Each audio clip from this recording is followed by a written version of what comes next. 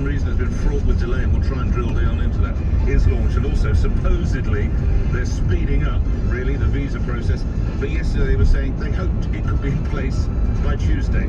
Fortunately, many of you are taking matters into your own hands, and you're sorting out aid, and you're getting it there, it would appear, quicker than the government. Remember Steve Parker from Whitford? In 300 yards, keep right to continue towards Tons Lane, A355. The results, we had a target of £12,000, and I've just been informed that we've just broke £21,000. An assault on one side of Kyiv is repelled by Ukrainians. Meanwhile, on Russian TV, they broadcast open criticism Keep right. of the Ukrainian campaign, saying it's like Afghanistan or worse. Unfortunately, I have to tell you, they were pretty quickly wrapped up, the people who said that. But is that a crack in the armour? And after Roman Abramovich and the sanctions, Chelsea are on the brinkski. What do the fans have to say? Chelsea gets action, everywhere they go. Chelsea gets action, everywhere they go. Nick Ferrari at breakfast. Call 0345 6060 973. Text 84850. Nick Ferrari at breakfast on LBC. And just to tell you, we are bringing back, you may recall, Ask the Experts, or Your Questions Answers, which we ran during the height of the coronavirus pandemic. We're bringing it back this Friday. We have an expert on war and warfare and war deployment, and a financial expert, because sadly it was going to be grim enough already. The impact, before even the impact of the issues as regarding oil, we all knew that we were looking at a rise of, in heating alone, initially, it was meant to be about £1,400 to £1,500 on the average house. Now, you can probably add another 50% to that. So financial matters, and sadly matters... In a quarter of a mile, at the roundabout, take the first exit onto the M4 slip road to London, Heathrow Airport. The plight of the Ukrainians that I've mentioned, Priti Patel bowing to pressure by relaxing Ukrainian visa rules, but as you'll hear from my colleague Rachel Venables, it's still close to a farce. And this new idea, which again seems to have been beset with all sorts of issues, the humanitarian sponsorship pathway.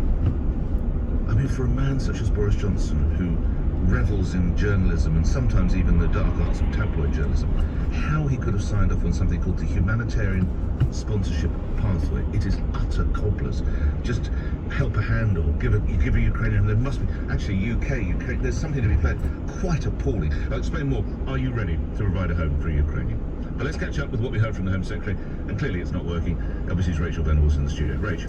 Nick, yet again the government's been forced to defend its record on Ukrainian refugees. More than 2 million people have now fled the war, but more than 2 weeks since it started, just under 1,000 people have been granted visas to come here to the UK to stay with family. Many, we've heard, have been left waiting weeks for appointments, shivering in the snow outside visa centres across Europe. In a quarter of a mile, merge onto M4. Blasted Priti Patel's record in the House of Commons. Why is she not bringing in the armed forces? They've offered to help. We had 1,000 troops on standby to provide humanitarian help for 2 weeks. It is deeply wrong to leave people in this terrible state. Our country is better than this. If she can't get this sorted out, frankly, she should hand the job over to somebody else who can. Now, in response, the embattered Home Secretary promised to simplify the scheme, but it's not coming in until Tuesday. From Tuesday, I can announce that Ukrainians with passports will no longer need to go to a visa application centre to give their biometrics before they come to the UK. Instead, once their application has been considered and appropriate checks completed, they will receive direct notification that they are eligible for the scheme. Well, just adding to the Home Office's dreadful record here, Nick, I can exclusively tell you that on Tuesday, a Ukrainian woman with a British husband was told by Home Office contractors to travel 500 miles to get to war-torn Kyiv for a visa appointment. Now, this is Tanya Spink. She lives in Lviv with her husband Richard and their 2 British sons, and they've been trying to get to the UK for weeks. They're now safely waiting in Poland, and they were staggered to get that email from the Home Office's visa contracting service, TLS Contact, inviting her to that appointment for a visa application. That company is still writing letters saying, don't forget you've got to be in Kyiv tomorrow to do your biometrics. Make sure you're not late. We are now 2.5 weeks past giving the biometrics. We're in a completely different country, thankfully. We're not in Kyiv anymore, or in a dangerous place. But many people probably are. And now they're going to be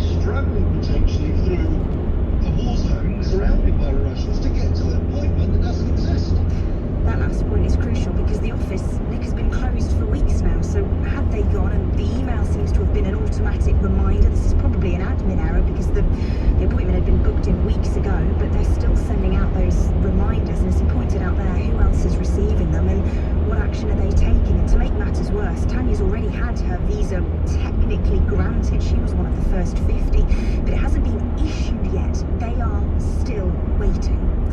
Rachel Venables reporting. We'll get into the visa side with Sonia Skeets from Freedom from Torture, but let's just drill deeper into what would appear to be the glaring incompetence of the Home Office. And I remind you, aside from Rachel Venables' story you just heard, also on the website, people are directed to go to visa centres, UK visa centres in Paris and in Brussels, with no address, no phone number, no email, no specific email, no postcode. Are they not aware these are quite big cities? Just arriving as a Ukrainian Paris and asking, could you show me where's the British visa centre? It is, as I said earlier, glaring incompetence. Sir Simon Jenkins is author, a columnist with The Guardian and broadcaster. He has been editor of two titles, The Times and The Evening Standard, joins me now. Are we yet again, I remind you of course of Windrush, which also did for Amber Rudd, are we seeing again a Home Office not fit for purpose? Sir Simon, good morning. Good morning. Andrew, you are, yes. I think it is important to remember, I just sent an announcement, I think when you listened to what you just said, they ask themselves, who are these people?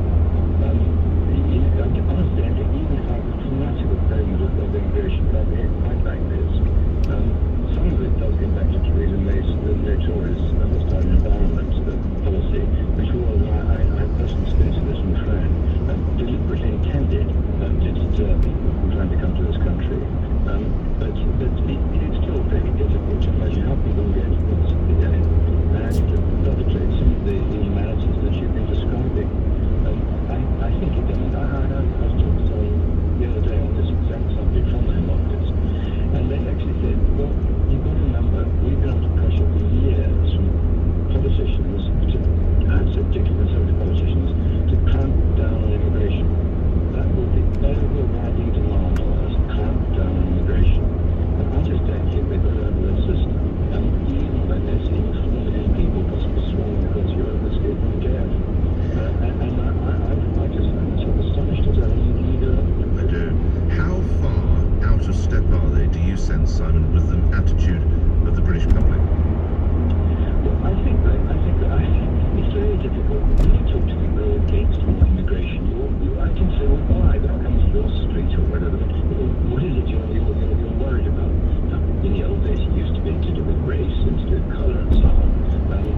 Then it was numbers, and then it was pressure on social services. They tended to come up with various excuses for being sort of hostile alongside and playing the instinctive responsibility that we street we are people around us. But it then became a political issue and a populist issue. The Prime Minister in London was very much in favour of immigration. He was independent immigration. He wanted an amnesty, if you recall, Simon. He wanted an amnesty for immigration. I know that. He's a man of whim.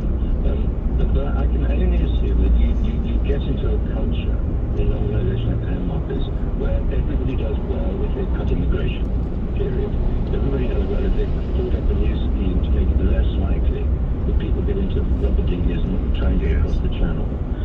They are facing, they've got 27,000 people from the Afghan and Syrian asylum and refugee inflow, which they're trying to cope with all in hotels in London. They've now got 22,000 people applying from Ukraine. The whole system is intended to make it difficult. We'll leave it there, Simon. Thank you. Sir Simon Jenkins, columnist with The Guardian, author and broadcaster, 12 after 7. Listen to that. Let's get into the changes and also the idea of this snappily named humanitarian sponsorship pathway. Why don't you just give a home a hero, give a hero a home, something like that? It would have been so much easier. Sonia Skeets is Chief Executive of Freedom from Torture. I would imagine you've had an oversight or possibly heard some of the details. Is it going far enough? Good morning. Morning, Nick. And the simple answer to your question is by a country mile no. This system is designed to fail. And, I mean, you know, there's been some trumpeting of the decisions yesterday to waive the requirements for those with passports to go and do their biometrics in you know, British offices across Europe, visa offices. But the reams of paperwork that people will still need to fill out are just prohibitive. And to just give you one example, I mean, one of the things they're asking people to prove is their residence in Ukraine over the last year. Now, can you imagine running from Russian bombs and remembering to bring your council tax certificate? It's ludicrous. The whole problem is this insistence by this government on these visa-based schemes, when the whole point of the Refugee Convention was that you don't need pre-authorization to arrive if you are fleeing torture or persecution. And the reason that the government is sticking to its guns despite the rising public fury over the incompetence and the ineffectiveness of this scheme is that they are desperate not to derail that Borders Bill, which is coming back into the Commons in the next couple of weeks, which is designed to blow a hole in that very principle of the Refugee Convention. Your phone rings, Sonia, later today. It's Priti Patel, and she says, give me just a brief sense of what we need to do to ease this up, to free it. What would you say? Once you'd calmed down, what would you say, Sonia?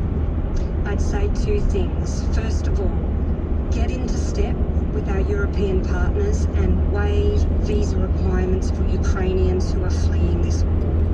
And secondly, drop the provisions of your Borders Bill, which would make things even worse by criminalising any Ukrainians or other asylum seekers who come here under their own steam to claim asylum, just as the Refugee Convention allows them to, and would further penalise them, including by subjecting them to a risk of offshore detention.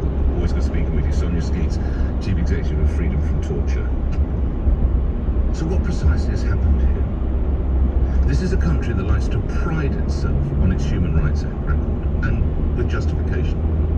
This is a country that offered sanctuary to all the Jewish people fleeing before and during, well, the Kindertransport, before and during World War II. Indeed, offered sanctuary to people from the pogroms across all of Eastern Europe prior to that, probably areas such as Ukraine. More recently than that, the Ugandan Asians. And then from Hong Kong.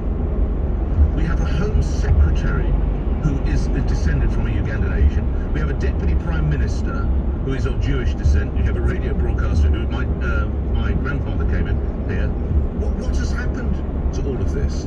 How can it have got to a situation where these poor souls scramble thousands of miles and then are meant to fill in a 14-page document with proof of residence that they were in Ukraine after January the 1st this year? What are they meant to do as they flee for their lives? Pick up their bloody council tax bills? It's absurd. And then they get directed, go to a centre in Paris or go to a centre in Brussels, but we don't even give them an address.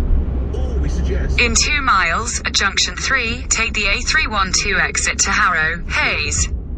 We may as well lock the bloody front door and put the close sign up. That is how well you're treating these people. This is like moving house and not telling the children to try and get away from them. Doesn't strike me as being particularly British. Your views after this. Also coming up after the news, the views, of course, we want to hear your calls to the expert panel that we're putting together. I'm Christopher Brannigan, former Lieutenant Colonel in the British Army and Defence Advisor to the Prime Minister, and I'll be answering your questions about what Putin might do next in Ukraine. And I'm Rupert Russell, the author of Price Wars, here to answer your question about the impact of Putin's invasion on markets across the globe. And still they sing his name, the Chelsea fans.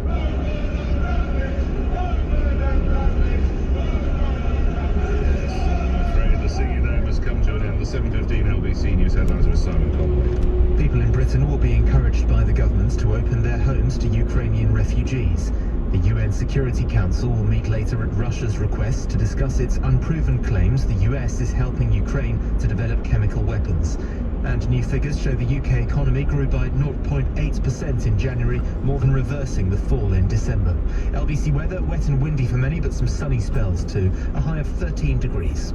LBC Travel, I'm Joanne Webb. Long delays on the M25 clockwise from junction 29 at the A127 to 30 at the A13, and that's following an accident, and 2 lanes are closed. 1 lane stays closed on the M4 westbound just after the M25 junction, and that's because of an ongoing investigation.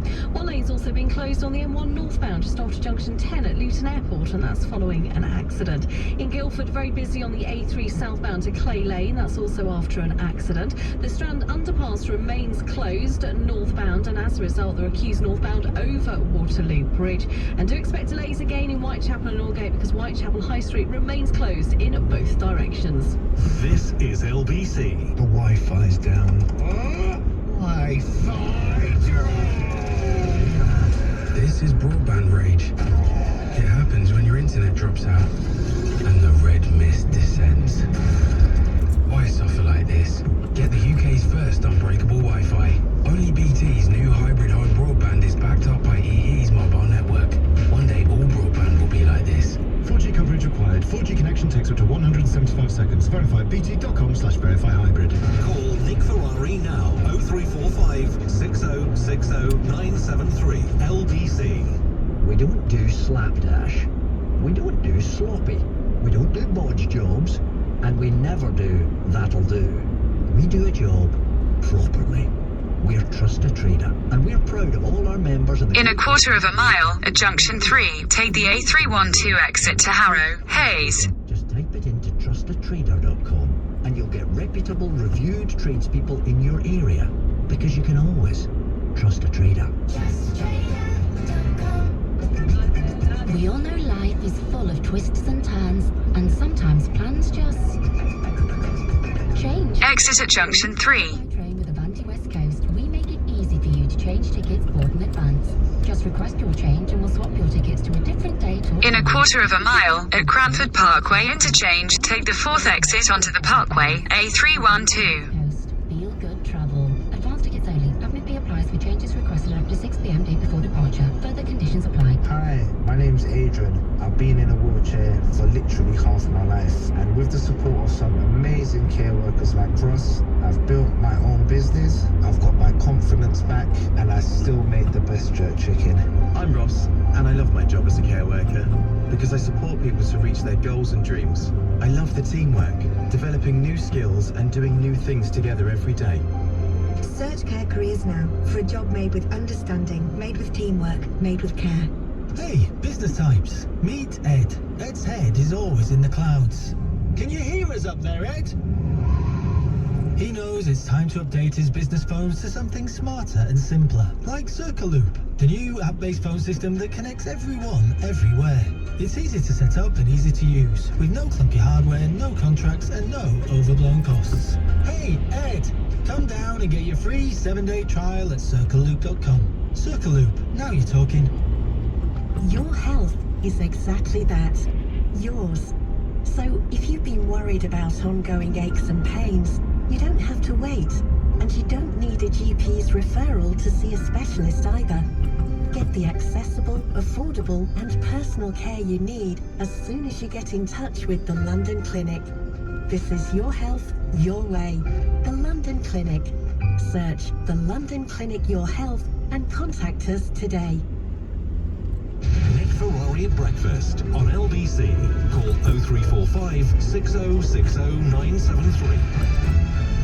Let's get into the refugee crisis with your... Exit the roundabout onto the Parkway. Newspapers.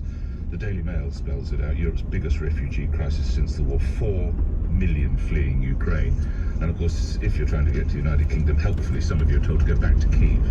Unbelievable. Continue on the Parkway for 1 mile. Medieval conditions in a city under constant attack is the powerful front page of The Guardian. They refer to the city of Mariupol, of course, which is where that maternity hospital was bombed a couple of days ago. The Daily Telegraph goes to the idea of this humanitarian project. British public to be asked to take in refugees, and I'm asking you whether you're ready to do that. The Financial Times looked at the fights for the, quite rightly, the fiscal or financial aspect. Half of Ukraine economy shut down. Mariupol counts war's human cost. The front page of lbc.co.uk is the chilling warning that chemical weapons could be used as Ukrainians are, quotes, fighting for food. There's also widespread reports of looting in cities such as Mariupol, and literally these poor individuals are living off scraps. But don't worry, if they want to come to the UK, they're told, can you go via Kyiv? The other aspect, of course, is Roman Abramovich and the fact that he now will be put up for sale. Blood on their hands is the front page of the Eye. Blood on his hands is the front page of the Times, and there's at least one more. Yes, here we are. Blood on his hands is the front of the Metro. This is all words from Liz Truss. Remember the woman who told us that we could go to fight there, but then told us we can't, and she never said it in the first place. That's a suggestion of what how Roman Abramovich stands. Skinsky is the front page of The Sun with a picture of Roman Abramovich. Blood Brothers is the front page of the Daily Mirror, linking Vladimir Putin with Roman Abramovich. And I think just lastly, the Daily Express. Putin takes revenge on the West. This is the increase of global food prices and oil. I remind you, the price aspect, we'll ask the experts later today. Sadly, we must look at war, possibly just as sadly, we must look at rising costs. Okay, let's get your views on these ideas of welcoming these refugees. James in Tower Hamlets. What say you, James? Good morning. Hi, good morning, Nick. I think that there were two particular issues.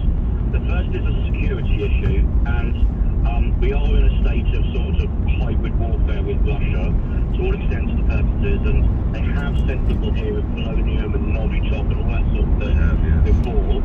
And a woman can be a spy and a saboteur as well as a man. In a quarter of a mile, at Wagoners Roundabout, take the second exit and stay on the Parkway, A312. And they are women and women with children, old ladies, old men. It's the exact opposite of the sorts of people landing on our beach, which are young men, almost wholly. And these refugee charities, which are very left-wing, are seeking to conflate the two and try to say that we need to use the Ukrainian war as a reason to allow undocumented economic migrants to enter our country without permission. And we have to hold the line and say you can't stand on the beach. When you say hold the line, do you mean including Ukrainian mums or not? Well, I think there needs to be a process.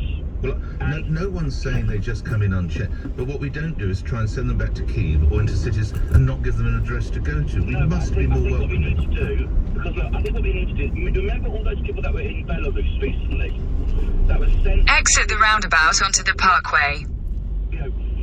Continue on A312 for 1.5 miles. Now, we may end up having people that don't enter and say, hang on a minute, you are just saying that you're not letting me in because I haven't got blonde hair or something. There needs to be a process. We don't send back people who are refugees fleeing Ukraine, but we need to check that they are from Ukraine.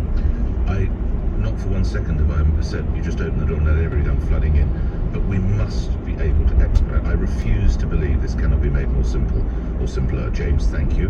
Ankur is in Aachen, in Germany. Good morning. Hi, good morning, Nick. Yes, your view. I just wanted to say, I think it was announced yesterday to drop the biometric centres. I think it's just a political stunt, and because it was highly visible, it was chaos, and they couldn't organise logistics. But if you take a step back, actually the process is still very tricky. As we heard before, you have to fill out this crazy 14 pages. Well, my friend is in Hungary with her mother, and they were asked for utility bill. You go like, yeah, really? That's what you grab when you leave Eastern Ukraine. Of course, it's absurd. It's absolutely. And the other thing is, the process takes very long. My friend, they had the biometric appointment Wednesday in Hungary, and they were told it takes at least, if they're lucky, 5 working days to process it. So basically they're hanging out now in Hungary, having no idea when she can come with her mother to London. And my friend, she has a UK passport, she pays her taxes, has a very good job in the city. She's not going to be a burden. So I think what people need to focus on, even you have this biometric thing which has gone. Yes. The bottleneck is, and they were told this, there are not enough people to process all these applications. So it will likely take very long.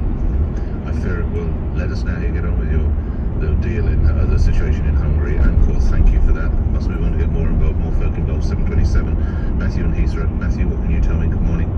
Yeah, morning, Nick. I'm actually planning to go to Calais on Tuesday. Right. I've been speaking with Care for Calais, the charity there. Oh, yes. And they're desperate for people and this is actually before the announcement yesterday, to fill the online form to then get the appointment for the visa. Right. I mean, it's too much for the forms, what they're asking for. I mean, the government has to allow family members to fly over to meet their other family relatives and actually fly back with them to the UK and not penalise the airlines. The airlines could check that you're a family member, check whatever documents.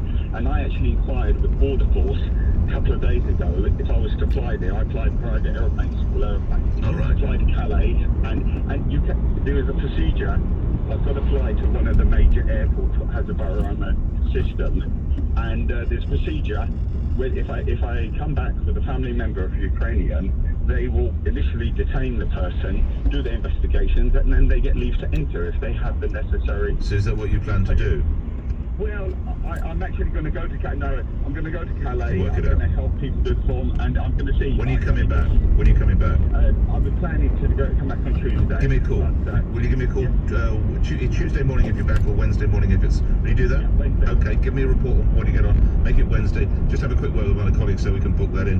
Good luck with what you're trying to achieve. Thank you, Matthew. Stuart in Dulwich, your reaction. Stuart. Hello, Nick. I don't know if you're living on a different planet, but are you aware that we're a shortage of